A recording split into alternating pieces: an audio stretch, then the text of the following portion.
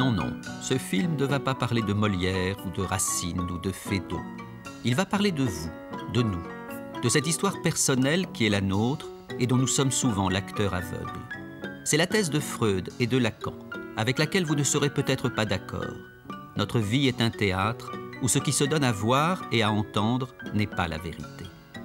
Comme si la scène sur laquelle nous passons notre vie, la scène sur laquelle nous grandissons, sur laquelle nous apprenons à aimer, à travailler, à rire, à souffrir aussi, comme si cette scène avait des coulisses dissimulées, bien cachées. Ces coulisses, pour devenir psychanalyste, ce que je suis aujourd'hui, il faut obligatoirement aller y faire un tour, souvent longtemps. Pour ma part, je suis resté en analyse pendant plus de 8 ans. J'étais en l'air, j'avais à peine dépassé la vingtaine et pas vraiment le choix. Eh bien voilà, si j'ai fait ce film, c'est pour expliquer pourquoi, un beau jour, on prend la curieuse décision d'aller voir l'envers de son propre décor.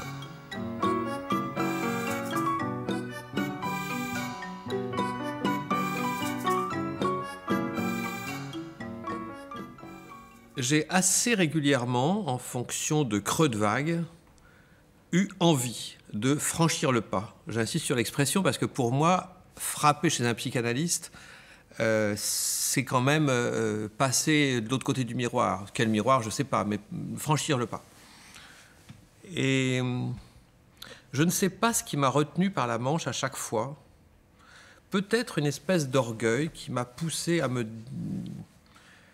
à penser que je pouvais m'en sortir tout seul et que les soucis qui me tombaient sur le paletot et dans lesquels je m'en mêlais comme c'est pas permis, je m'en sortirais sans l'aide de personne. Je ne me suis jamais considéré, moi personnellement, comme une énigme. J'ai considéré la nature humaine comme assez énigmatique et intéressante à étudier, ça bien sûr. Donc finalement, j'ai été plus porté à regarder le comportement des autres que le mien. Je ne vois pas la motivation, à moins d'être carrément taré, borné, coincé, j'en sais rien. Je ne vois pas pour quelqu'un normal, ou je veux dire, je ne vois pas pour que vous y allez, par exemple. Comme je vous vois tel que vous parlez, je ne vois pas quoi vous irez, vous. C'est vrai. Quand on n'a pas fait soi-même une psychanalyse, on se dit à l'occasion que l'autre aurait pu lui aussi éviter d'y aller. D'ailleurs, à ceux qui prennent rendez-vous pour la première fois avec un psychanalyste, la psychanalyse apparaît-elle comme une évidence? Est-ce qu'on se décide à aller visiter les coulisses de son destin comme si l'aventure allait de soi? La réponse est non. Pour ce documentaire, j'ai rencontré pas moins de 16 analysants. La plupart d'entre eux, avant de franchir le pas de leur première séance, avant de se risquer sur l'autre scène, pour reprendre l'expression de Freud, la plupart d'entre eux avaient des réticences et même des craintes.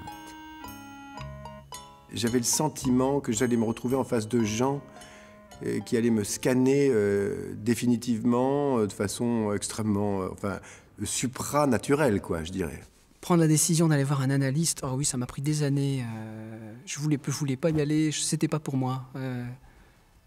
Pour moi, l'analyse, c'était pour Woody Allen ou pour Jacques Messrine, n'étant ni l'un ni l'autre, ça n'avait pas de place pour moi. Je pensais que la psychanalyse, c'était de la connerie. La psychanalyse ne fait absolument pas partie de la culture antillaise. Il est rare d'emmener un enfant, par exemple, chez un psychologue, parce que, comme ça peut se faire en métropole, parce que l'enfant a de mauvaises notes, ou parce que... Non. J'avais peur d'être aliénée, j'avais peur d'être dépendante de l'analyste, de l'analyse. J'avais peur de me rendre compte que j'allais mal. Donc d'avouer en fait que j'avais des problèmes. Je redoutais d'abord de complètement bousculer ma façon d'appréhender les choses. Parce que quand on s'est fabriqué sur une personnalité à travers ce que l'on a vécu, souvent on est attaché à cette personnalité qu'on a du mal à lâcher. On a aussi des plaisirs à ça, donc je savais que ça allait complètement, à la fois sans doute me faire du bien, mais aussi me faire perdre certaines choses, et des choses que j'aimais bien finalement. J'ai été complètement hermétique à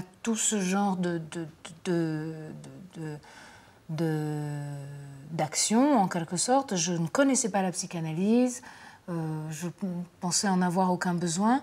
Donc j'ai simplement eu une vie totalement dans l'action, dans la jeunesse, complètement en dehors de la psychanalyse jusqu'à l'âge de 28 ans.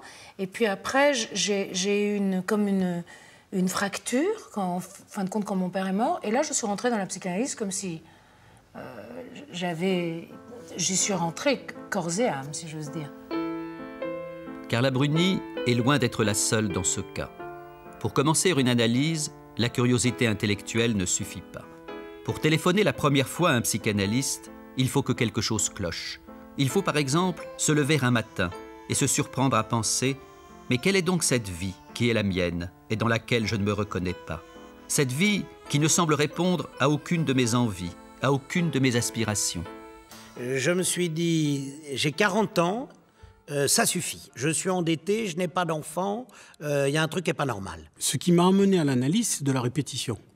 C'est-à-dire, c'est des échecs répétés, c'est le fait de ne pas arriver à m'engager dans ce que j'avais envie de m'engager dans la vie.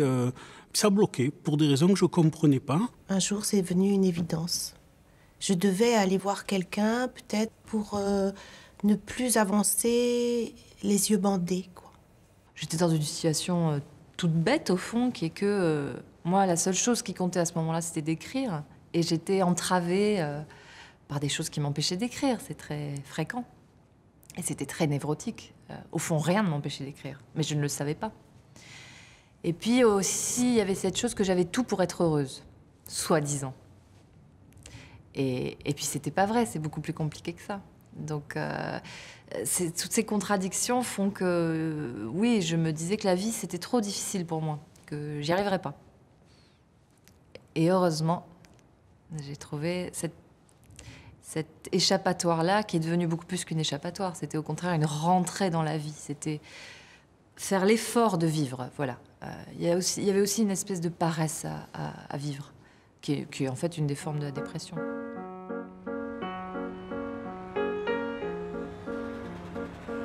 Parfois, à l'origine d'une première séance, il peut y avoir aussi un événement précis qui nous fait basculer dans une autre dimension, là où les histoires qu'on se raconte habituellement sur soi ne font plus le poids. Un accident, une séparation, un deuil, et le malheur qui nous a emportés loin de nos constructions imaginaires nous laisse tout à coup en plan, démunis, impuissants. Voilà, j'étais marié, j'avais 2 enfants tout petits, et la femme avec qui j'étais est partie. Mais elle n'est pas partie pour un autre homme, elle est partie parce qu'elle voulait vivre autre chose que ce qu'elle vivait, quoi. Donc voilà. J'avais pas d'autre solution que d'aller voir quelqu'un. Il fallait que je comprenne pourquoi on en est arrivé là, quoi.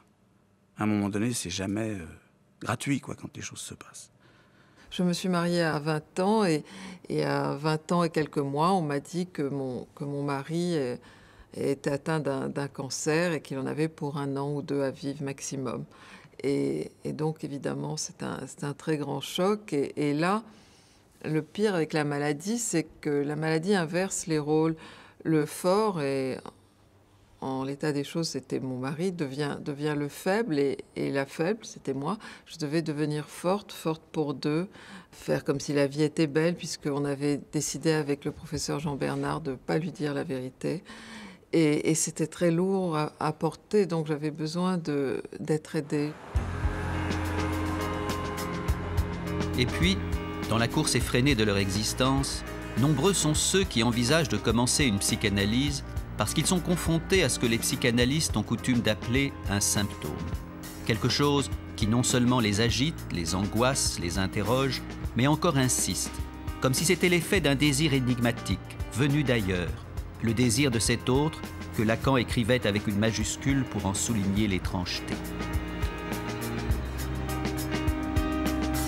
Je pense que j'allais mal depuis un moment, mais je ne me rendais pas réellement compte. C'est-à-dire que je suis quelqu'un d'assez vif, hein, qui aime faire des choses, qui aime bouger. Et en fait, ces envies de faire des choses diminuaient jusqu'au jour où je me suis réveillée vraiment, littéralement. J'ai ouvert les yeux un matin, j'ai regardé le plafond et je ne savais plus pourquoi je me réveillais.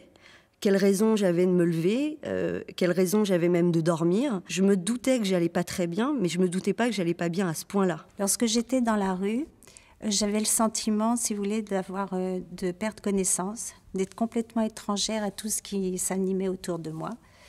Et la moindre chose me faisait très très peur. Les gens me faisaient peur et j'avais comme un sentiment de paralysie, quelque chose qui m'attrapait, qui me figeait au sol et qui m'empêchait d'avancer. Mais comment trouver un psychanalyste?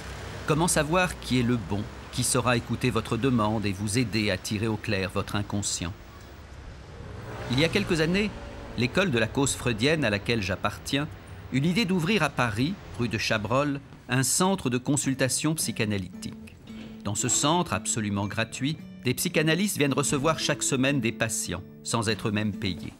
Le tout venant, à la recherche d'une première séance, est ainsi accueilli pendant plusieurs mois, aussi bien les adultes que les adolescents à partir de 12 ans, ou les enfants, parfois tout petits, et qu'accompagnent leurs parents.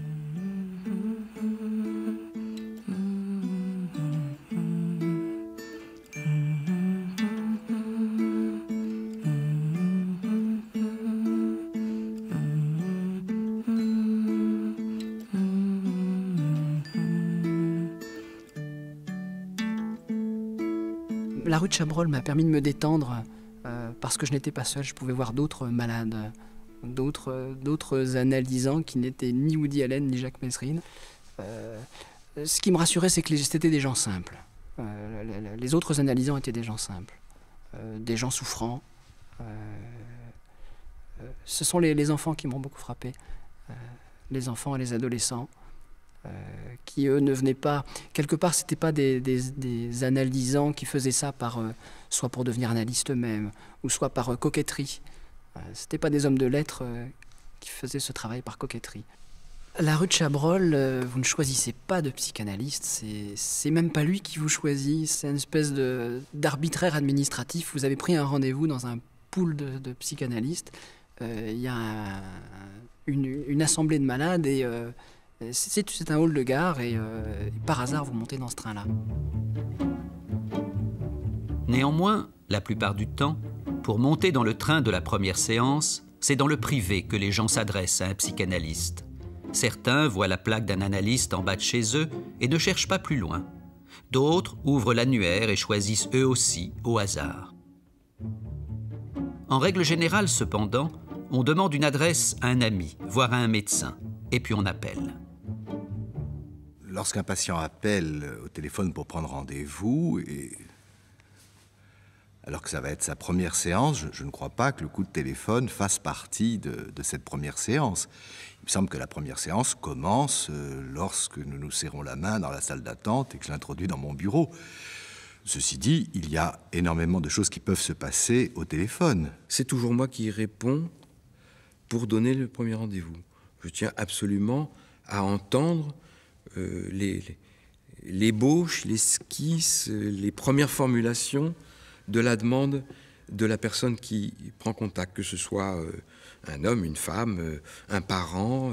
Les demandes d'aujourd'hui se présentent avec une certaines questions communes. Je suis frappée par ça, c'est-à-dire qu'au téléphone, les patients d'emblée peuvent demander combien de temps ça va durer, quel est le prix des séances. Et donc je prends le temps de parler, pas nécessairement de ça, mais de laisser le patient, au fond, dire ce qu'il amène. Et finalement, les premiers mots qu'il peut dire à cette occasion sur ce qu'il amène à consulter, finalement, se révèlent souvent, et après coup, essentiels. Eh bien, c'est là où je peux avoir une indication sur justement qu'il faut que je décide sur l'instant, à savoir où je le vois tout de suite, le soir même, où je le vois demain ou dans un mois.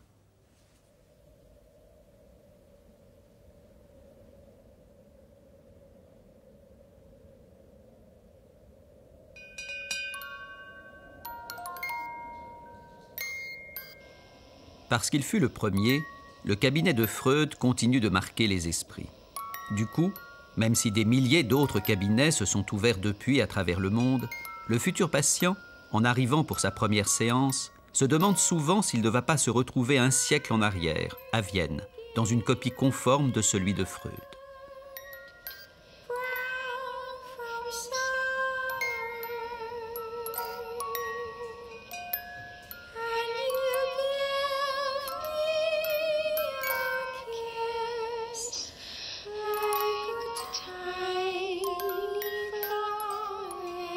sur ce que devrait être le cabinet d'un psychanalyste du XXIe siècle, Karl Lagerfeld, lui, a 3 idées parfaitement claires. Je pense que ça doit être assez dépouillé. Il ne faut pas que ça soit trop fatras, hein. Assez minimaliste. Hein. Il faut faire le vide pour être entièrement disponible. Pas de trucs au mur, pas de tableaux, rien qui accroche l'imagination et qui dévie de ce que la malheureuse personne sur le divan a dans sa tête. Il faut une belle lumière. La lumière, c'est la chose la plus importante. Pas forcément blanc, peut-être un gris perle au mieux, quelque chose d'apaisant, puisqu'il faut qu'il se relaxe et qu'il déballe. Donc, il faut qu'il se sente quand même en confiance, mais que ça ne tourne pas non plus à la confidence d'hebdomadaires féminins. Vous voyez. Quand on reste assis, on doit écouter souvent des propos quand même qui ne doivent pas être très passionnants, parce qu'il y a beaucoup de gens aussi un peu nuls, un peu ennuyeux. Ils analysent pas que des cas passionnants. Et ça serait un bon exercice, les analystes debout, parce qu'ils seraient plus agressifs, plus forts, moins ramollis.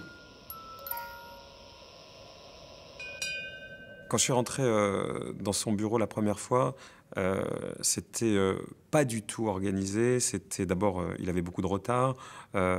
Ensuite, il savait plus dans quel ordre étaient ses rendez-vous.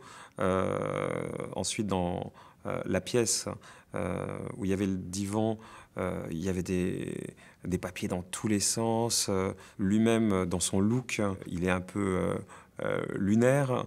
Mais je suis arrivé sur une autre planète, un peu pour moi, et une planète très très loin de ma rigueur à l'époque, sans aucune insouciance, une rigueur un peu trop contraignante. Donc ma contrainte confrontée à sa liberté, ça fait l'alchimie en fait. Il y a un analyste qui fut un temps célèbre en Argentine qui recevait dans un décor de laboratoire, toujours habillé avec la même blouse blanche. N'est-ce pas ? Il avait une idée comme ça que la psychanalyse devait démontrer qu'elle était scientifique, donc il fallait absolument rien faire varier du dispositif. C'est pas du tout mon cas, je dois le dire, dans mon propre cabinet, même s'il y a quand même des tableaux qui restent en place ou des tapis, mais il y a quand même beaucoup d'objets qui bougent, ne serait-ce que parce que je reçois aussi des enfants et que touche un petit peu à tout.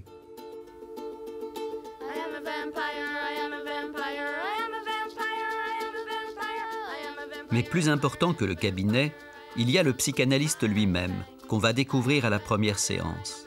À quoi ressemblera-t-il? Qui sait?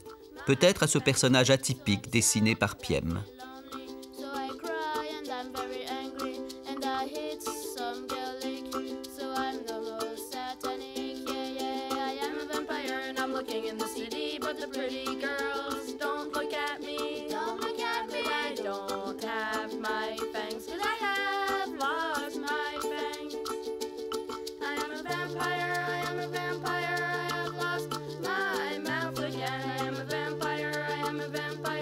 En tout cas, plus souvent qu'on ne l'imagine, la première séance peut être aussi la dernière, quand d'emblée, la rencontre ne se révèle pas concluante. J'avais une amie qui était psychanalyste. Elle m'avait dit, écoute, tu vas, sa poignée de main, son regard, l'endroit où tu t'assieds, quoi que ce soit, il y a un truc qui te déplaît, tu vas ailleurs.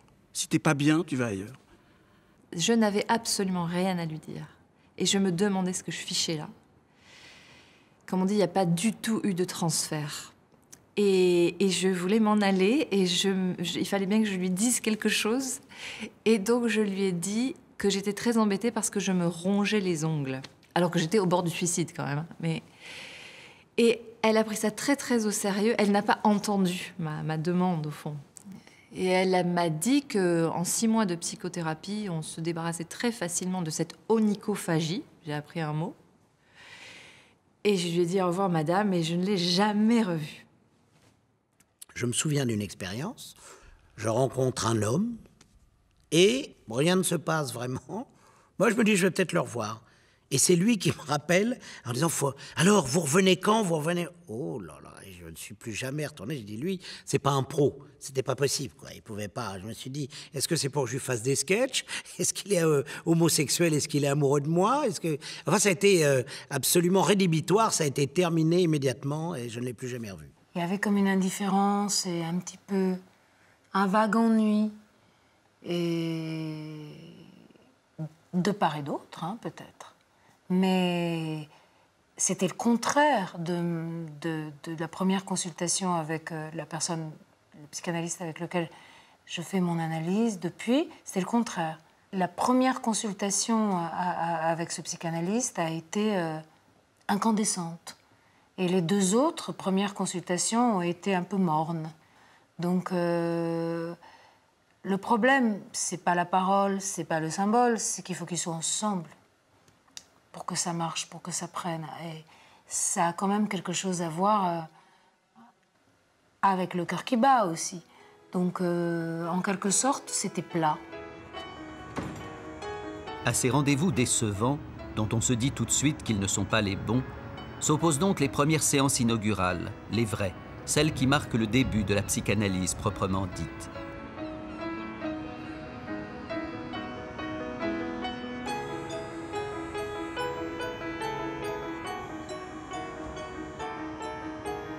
Mais que s'est-il passé ce jour-là de différent? Pourquoi s'est-on convaincu que c'est là, dans cette rue, dans cet immeuble, qu'on allait revenir? Pourquoi ce jour-là a-t-on pensé qu'on avait frappé à la bonne porte?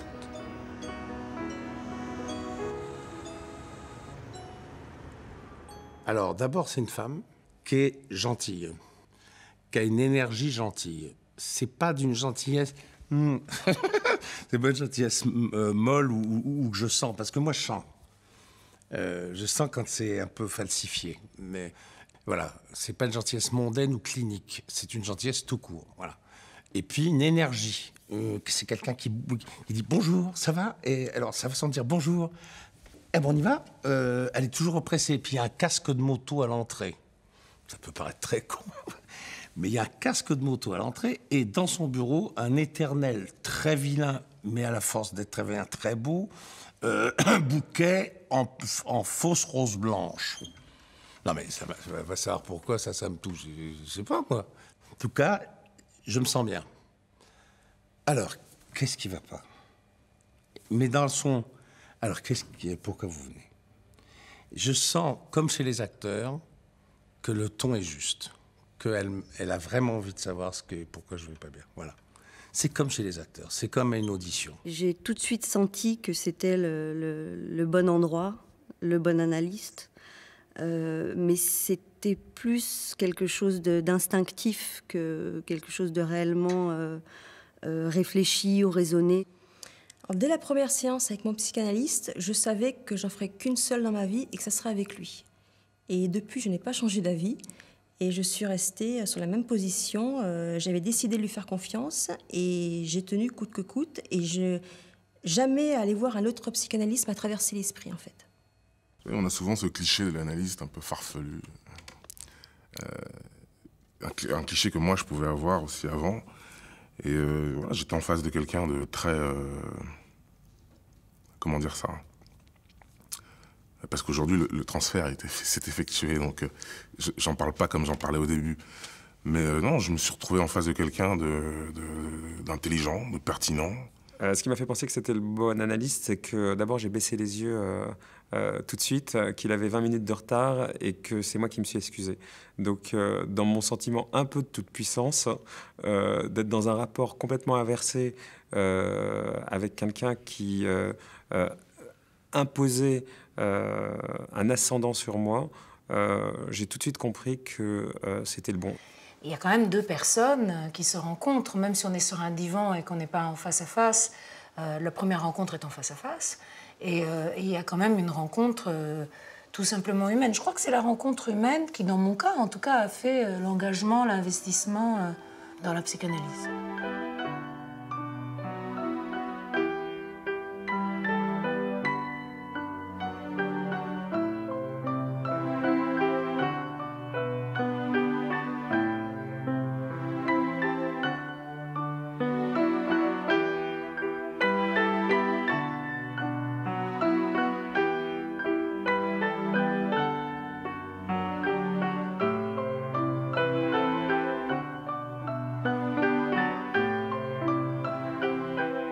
Ça s'est absolument pas passé comme je l'imaginais, puisque le jour où j'ai pris rendez-vous, j'étais totalement aphone, ce qui m'était strictement jamais arrivé de ma vie.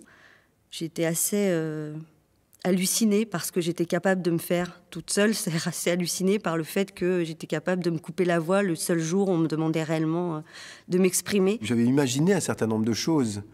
Ce que je n'avais pas imaginé, c'est au fond ce qui s'est passé. C'est-à-dire, ce que je n'ai pas imaginé, c'est le degré d'émotivité qui s'est immédiatement emparé de moi. Ça, c'était absolument inattendu. C'est-à-dire qu'au fond, j'ai le sentiment qu'on arrive avec des raisonnements et qu'au moment où on se retrouve devant le psy, quelque chose se passe qui est en dehors du raisonnement. On n'est plus dans un rapport de raisonnable. La seule présence du type en face de vous provoque quelque chose qui est totalement inattendu.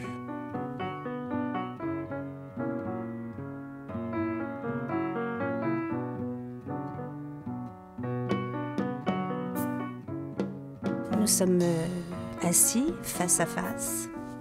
Et là, il m'a demandé de me présenter. Et je lui ai donné mon nom et celui de mes 2 enfants.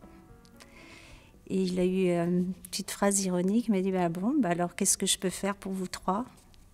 Et là, j'ai réalisé que j'avais pour habitude de me présenter avec mes enfants. Et donc, ça m'a gênée. J'ai eu honte un peu parce que j'ai senti qu'il me perçait à jour très vite et ça m'a dérangé un peu pour la première fois. Lorsque quelqu'un prend rendez-vous avec moi et que je lui donne un rendez-vous, je n'ai vraiment, sauf exception, aucune idée de comment va se passer notre premier entretien. Et en dehors d'une phrase d'accueil, je ne sais absolument pas à l'avance si je vais poser beaucoup de questions, si je vais être silencieux, si je vais poser des questions incisives ou évasives. À dire vrai, je n'anticipe pas. Lors d'une première séance, j'ai toujours le sentiment qu'il faut accrocher la personne qui vient nous voir, non pas l'accrocher à notre personne, mais l'accrocher à ce qu'elle dit. Il faut, je crois que cette première séance constitue un événement pour lui. Un événement n'a pas besoin d'être spectaculaire. Et cet événement ne peut résider, non pas dans le sentiment qu'il a qu'il est vraiment venu voir la bonne personne à la bonne place. Cet événement, c'est plutôt dans ce qu'il va dire. Je sanglotais et je lui disais « Mais je ne comprends pas, tout va très bien, tout va très bien. » Madame la marquise. Et il m'a dit que non, je n'allais pas bien. Vous n'allez pas bien. C'était la première fois que quelqu'un me disait ça, alors que jusque-là, on m'avait élevée dans cette idée que tout allait bien pour moi, que j'avais tout pour être heureuse. Et tout à coup, quelqu'un m'autorisait à penser que je n'allais pas bien. C'était extraordinaire. C'était une grande libération. Dès la première séance, ce psychanalyste m'a dit quelque chose qui m'a marqué et qui était différent de ce que disaient les autres médecin, même s'il pouvait me parler en bon père de famille, comme on dit en droit. Il m'a dit, à la fin de l'entretien, « Je ne vous juge pas ». Et personne ne m'avait jamais dit une chose comme ça. Ce qui m'a frappé plus que les mots de l'analyste lors de la première séance, des premières séances, c'était le ton, c'est la question, c'est la phrase qui reste en l'air avec vos propres mots. Et c'est finalement, la personne, ce tiers-là, cet analyste reprend exactement les mêmes mots, mais il en change l'intonation. Et ça prend du sens. Quelqu'un d'autre dit ce que je viens de dire. Ça permet de l'extériorité par rapport à ça. Ça, je l'ai découvert tout de suite. Ça m'a bien accroché. En effet, le psychanalyste ne juge pas. Et ce n'est pas non plus quelqu'un qui met ses mots dans votre bouche. En fait, il prend vos propres mots et en produit du sens en les télescopant. Et chose étonnante, en maintenant entre vous et lui une étrange distance, en cultivant une apparente froideur qui ne peut que surprendre à la première séance. Moi, je lui racontais ce qui me posait problème et ainsi de suite, et il n'y avait pas vraiment de réaction de son côté. Il me répondait sur le même ton, quoi que je dise, ce qui était à la fois très frustrant. Ça me donnait l'impression de dire, mais il ne se rend pas compte que j'ai mal, que ça ne va pas. Et en même temps, c'était hyper rassurant. C'est vrai que c'est un choc de voir quelqu'un qui est censé nous redonner du courage, être aussi froid. Parce que le psy est froid. À croire même qu'il faisait exprès d'être aussi antipathique. Voir madame, comme ça, très froid, et il disait rien. Et de temps en temps, il s'animait, il faisait ses mais c'était quand je le voyais pas, c'était derrière mon dos. Et devant moi, il revenait avec son masque de froideur. Le fait de pouvoir finalement craquer, pleurer, se laisser aller, et avoir cette personne finalement qui respecte ça sans vous sauter dessus, en attendant un petit peu que les choses passent, ça fait finalement que ça passe relativement vite et qu'on peut se remettre dans le discours. Il est vrai que lors de cette première séance, le patient amène là des souvenirs douloureux, des choses qu'il n'a jamais dit à personne, des rêveries dont il a honte, ce que Freud appelait les intimités. Bon, et donc on ne confie pas ça facilement. Donc, effectivement, ça nécessite un mode de présence très particulier. C'est accueillir sans juger, sans prendre position et aussi sans s'émouvoir. C'est-à-dire, c'est une présence justement dans laquelle on ne s'identifie pas au patient pour lui permettre justement de mieux se situer par rapport à ce qu'il dit. La distance de l'analyste, pour moi, est pas du tout vécue comme un manque affectif. Enfin, ça ne me pose aucun problème. Au contraire, c'est même totalement nécessaire. S'il se mêlait d'avoir quelque chose d'affectueux envers moi, une envie de consolation, ça serait sûrement, je pars tout de suite. Cette impassibilité attentive, que Freud appelait plutôt la neutralité bienveillante et qui surprend tant lors de la première séance, Patrice Lecomte a essayé de la saisir dans Confidences trop intimes, dont Catherine Cabrol a photographié le tournage. Je pense que la psychanalyse est cinématographique, même dans son économie d'action, c'est le moins qu'on puisse dire, pour une raison très simple.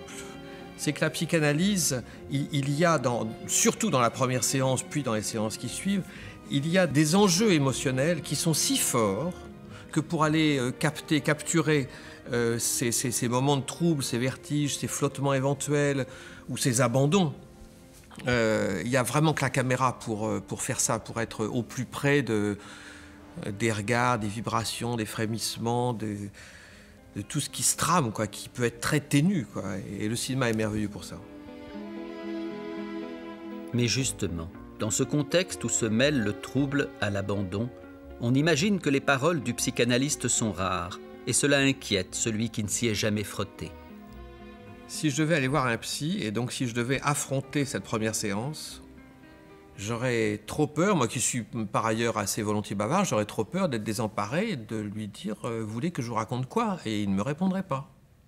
C'est vrai que bien souvent, les personnes qui n'ont pas encore fait une analyse se demandent s'ils vont avoir affaire à un mur ou pas. Et il y a quand même cette idée qui circule qu'ils vont plutôt avoir affaire à quelqu'un de silencieux. Je peux en parler à titre personnel. Je n'ai jamais été silencieux par système. C'est vraiment quelque chose qui non seulement varie d'ailleurs avec chaque analysant, bien évidemment, mais qui varie avec chaque moment de sa cure. Il y a des moments où on est particulièrement silencieux, de manière, au fond, presque stéréotypée, et d'autres moments où on intervient beaucoup. C'est un silence qui est habité. C'est pas un silence sans parole. C'est pas un silence sans geste. C'est pas un silence sans mouvement du corps, de mon corps dans la séance. Donc, les silences, c'est quelque chose qui offre toujours un lieu au sujet qui parle d'inscription. j'apprends finalement à décrypter ces silences et les silences sont aussi importants que les paroles. Elles mettent en scène, les silences mettent en scène les paroles, donc les paroles sont assez rares, mais toutes comptent. Dans les moments où elle faisait comme ça, cette femme que je vois encore parfois, oui, mais alors, et que d'un seul coup elle taisait, c'est là où je sentais que que la marmite bouillait, enfin que la cuisine se faisait, que quelque chose d'incroyable se soulevait en moi. Et le silence est merveilleux, c'est ce qu'il y a de plus beau. Le silence du psychanalyste n'est pas la seule idée fausse qu'a engendré la découverte freudienne. Pour beaucoup, l'affaire est entendue, la psychanalyse, c'est bien évidemment cher, très cher même. L'argument du psychanalyste, c'est oui, les séances sont chères, mais elles sont chères parce que ça fait partie du traitement. Bon, c'est formidable. C'est fantastique. C'est une trouvaille. Alors là, c'est là où je me suis dit, c'est quand même astucieux. C'est par rapport à la compréhension d'une grosse partie des éléments de la nature humaine, c'est vraiment intéressant. Le goût du paraître, le goût du cher, le goût des trucs comme ça, oui, je trouve ça astucieux, quoi. Pour ce qui est de la question de l'argent, je trouve qu'il est normal de payer, même cher, voire très cher, un psy, pour les mêmes raisons que on ne joue pas au casino avec des allumettes. Si on joue au poker entre amis en disant on intéresse la partie avec des Smarties, on va beaucoup moins s'amuser que si on intéresse la partie avec de l'argent. Et j'ai tendance à penser que chez un psy, on doit intéresser la partie. En matière d'argent, je suis intraitable, écrivait en effet Freud. Mais la réalité du prix de la psychanalyse n'en est pas moins bien différente de ce qu'on raconte souvent à tort. Lorsque j'ai commencé mon analyse, j'étais chômeur, je gagnais presque rien. Et effectivement, je me demandais si j'allais pouvoir faire une analyse. D'abord, j'ai choisi un analyste qui était aussi psychiatre pour pouvoir bénéficier de la sécurité sociale. Et lorsque je lui ai téléphoné pour prendre mon premier rendez-vous, c'est la première chose dont j'y ai parlé. Je lui ai demandé comment ça allait se passer de ce côté-là. Il m'a répondu qu'effectivement, en analyse, il fallait payer, mais que ça ne devait pas non plus être un empêchement et qu'on allait en discuter. La première séance, j'ai donné ce que je voulais, ce que je pensais pouvoir donner. Et puis, à la séance d'après, on a établi avec mon analyse, en fonction de mes moyens, le tarif de la séance. Donc, j'ai été sécurisée par rapport à ça. Et je savais que je pourrais continuer. Il agissait un peu comme Zorro, et en fait, je trouve qu'il a entièrement raison, c'est-à-dire qu'il prenait aux riches pour donner aux pauvres, en quelque sorte. C'est-à-dire j'étais quand même assez fauchée. Et donc, il m'a pris un prix très raisonnable. Et entre-temps, ce qui s'est passé, c'est que j'ai écrit Truisme, et là, j'ai été vraiment augmentée. Mais il avait entièrement raison. La question de l'argent peut apparaître à la fin de la première séance ou plus tard. Et tout dépend des enjeux qui sont en place. Mais le plus habituellement, c'est moi qui ai introduit la question en lui demandant combien il pensait y mettre. Ce qui a été le plus surprenant finalement pour moi, c'est qu'on m'a demandé quelle valeur j'étais prête à donner à ces séances. Et en fait, je me suis retrouvée un petit peu dans une tempête parce qu'on ne m'avait jamais posé ce genre de questions. Quelle valeur vous donnez finalement? Et j'ai dû sortir un chiffre en quelques secondes en disant mais quelle valeur tu donnes à ça, en sachant que je ne savais même pas de quoi il s'agissait. Donc effectivement, pour moi, ça a été peut-être la plus grande surprise finalement de la première séance. It's so romantic, the neighborhood's littered with white gloves, the flowers were... Et puis, il y a le divan, le fameux divan tel que Patrick Altman l'a par exemple photographié sous toutes ses coutures dans son livre sur les cabinets de psychanalystes. Le divan qu'on remarque dès la première séance, même si on ne s'y allonge pas tout de suite, voire jamais d'ailleurs.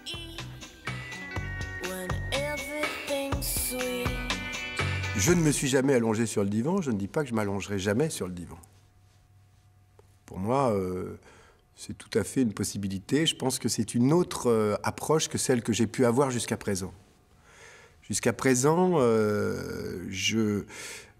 pour moi, dans ma tête, c'est peut-être faux, mais pour l'instant, à chaque fois que j'y suis allé, c'était pour répondre à une forme de problème précis, presque. Même si, évidemment, fort heureusement d'ailleurs, ça débouche sur d'autres surprises. Finalement, on arrive pour un problème précis et on repart avec d'autres sujets de préoccupation. Mais je pense que pour moi, au moment où je me dirais, tiens, je vais m'allonger, ça sera plutôt en me disant, bon, il faudrait que j'effectue un travail plus long, plus en profondeur, enfin voilà, ça sera moins ponctuel, voilà. Je me suis allongée, mais je n'aime pas être allongée. Mais je suis restée allongée 8 ans. Mais ce n'est pas en étant allongée que j'ai... Ça, c'est personnel. Que j'ai lâché la marre. Parce qu'être allongée, c'était tellement artificiel pour moi. Je suis si nerveuse, en quelque sorte, physiquement, qu'être allongée avait quelque chose d'artificiel qui apporte beaucoup de choses à beaucoup de gens que je connais, qui m'en ont parlé, et au contraire, qui peuvent parler d'une toute autre manière. Moi, au lieu, j'ai l'impression d'être dans une mascarade. Et alors, je me tiens. Tandis que depuis 2 ans, maintenant, je suis en face à face, sans regarder mon psychanalyste particulièrement. On n'est absolument pas dans une conversation. Mais le fait d'être dans une situation beaucoup plus civile, en quelque sorte, m'aide, bizarrement moi, à parler librement, notamment pour les rêves. Pour moi, ma première séance, c'est pas la première fois où j'ai vu mon analyste. C'était 2 séances après, la première fois où je me suis allongé. La vraie première séance pour moi, elle a commencé 2 semaines après, en fait. Être face à quelqu'un et discuter, c'est un rapport trop quotidien pour que je puisse aller chercher dans le ailleurs. Je suis trop maîtrisé et trop cadenassé. Le fait d'être allongé, en fait, m'a libérée, finalement. Parce que je n'avais plus quelqu'un en face de moi qui me regardait, parce que j'avais cette espèce de liberté de pouvoir m'exprimer sans avoir cet œil, en fait, et donc d'avoir toute liberté de parler de tous les sujets, aussi pénibles qu'ils soient. Il m'a très très rapidement allongée, comme on dit. Et c'est ce que je cherchais. Je voulais le divan sans le savoir. Je voulais pouvoir me plonger vraiment dans une espèce de... Le flux des associations d'idées, cette espèce de rêverie à voix haute, me correspondait extrêmement bien. Correspond très bien à ma façon de penser. Je m'étais cognée 20 ans d'éducation nationale, avec les plans en 3 parties, les dissertations, les concours, les examens, tout ça. Quelle libération de pouvoir penser autrement, quoi. Si on est allongé, c'est une position qui permet... c'est technique, tout ça est technique, donc je l'assume absolument parfaitement. Parce que je sais que quand on est face à quelqu'un et qu'on bavarde, on ne fait pas du tout le même travail que si on est allongé, qu'on est seul avec ses souvenirs, qu'on les laisse remonter, quelqu'un dont c'est le métier, un professionnel, note, travaille et vous dit, voilà, toc, toc, et appuie sur des points sur lesquels on va travailler. Non, c'est normal. Le boucher a des couteaux et le psy a un divan. Mais à la différence du boucher qui, fort heureusement, ne refuse jamais de vous vendre sa marchandise, il arrive que le psychanalyste, au terme de la première séance, et avec toutes les précautions d'usage, dise non. Pour moi, j'allais comme chez le médecin, et a priori, le médecin, il est là pour vous soigner, et donc vous venez avec un problème, et vous arrivez, vous faites partie de sa clientèle. J'ai tout de suite perçu, sans que ça passe par des mots, que avant de avoir une autre séance, puis des dizaines d'autres, il fallait qu'il soit d'accord. Et c'était le seul aspect de la première séance que j'avais pas imaginé. C'était l'examen de passage que finalement j'étais en train de passer. C'était pas moi qui choisissais mon analyste, mais c'est mon analyste qui choisissait s'il allait ou pas me prendre et m'accompagner dans mon travail.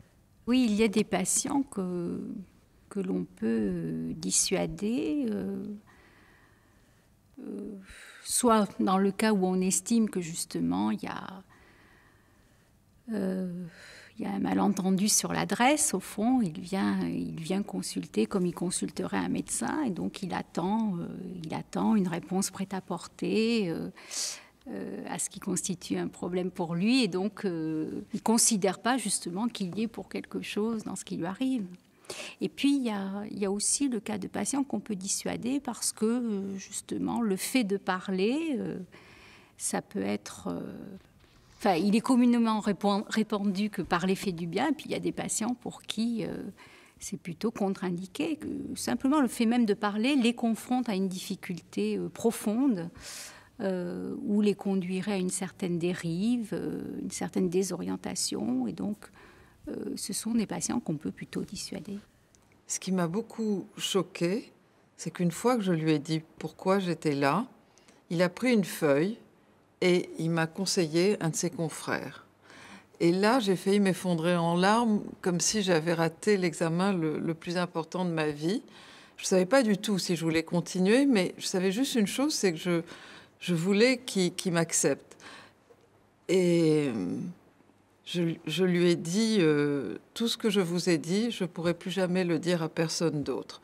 Et il a laissé encore un silence, et il m'a dit, on se verra 2 fois par semaine, le lundi à 14h et le jeudi à 17h.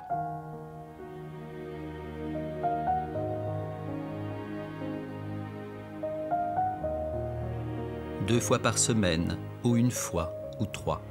Il n'y a pas de cure type, pas de prix fixe, pas un nombre standard de séances. On s'allonge ou pas. C'est le cas par cas, le règne du particulier, dans un monde où domine l'universel. La première séance est à l'image de ce qui va suivre. Une aventure qui ne vous guérit pas de vous-même, mais au contraire, vous réconcilie avec votre propre histoire. Je ne peux pas dire que toutes mes angoisses aient disparu comme c'est pas miraculeux. Je ne suis pas allée voir Jésus quand je suis allée voir le psy.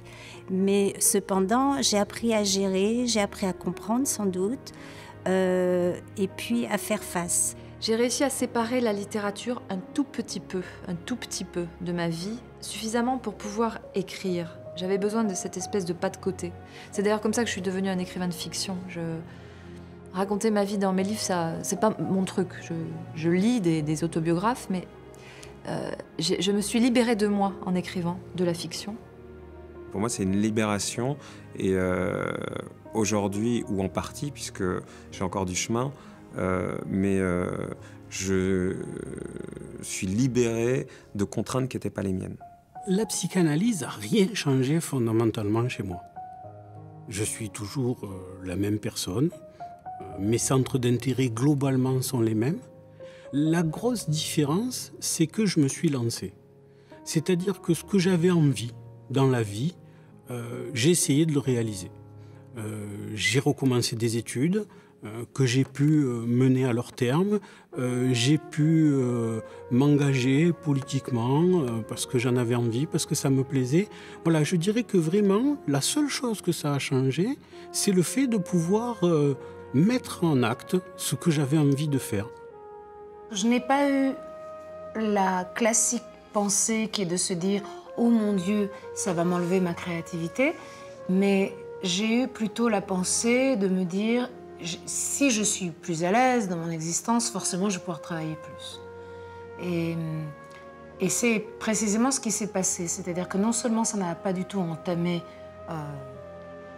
ce que j'écris, mais ça l'a quintuplé, centuplé, vraiment multiplié et libéré. Il y a une image de quelqu'un qui abat un mur jusqu'aux fondations et qui reconstruit son mur brique par brique et voilà, qui reprend sa place, qui s'installe dans la vie et qui avance en fait.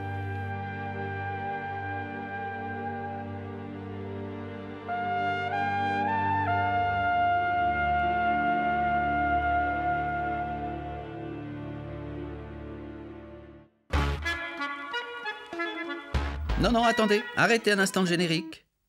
Qu'est-ce qui se passe, Patrice? Il y a quelque chose qui ne va pas?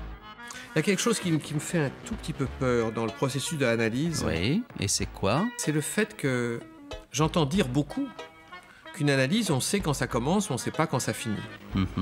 Continuez. Je crois donc que ce qui m'angoisserait, conditionnel, c'est pas tant la première séance, qui déjà me fout un peu la pétoche, mais c'est l'idée de la dernière séance, dont je pense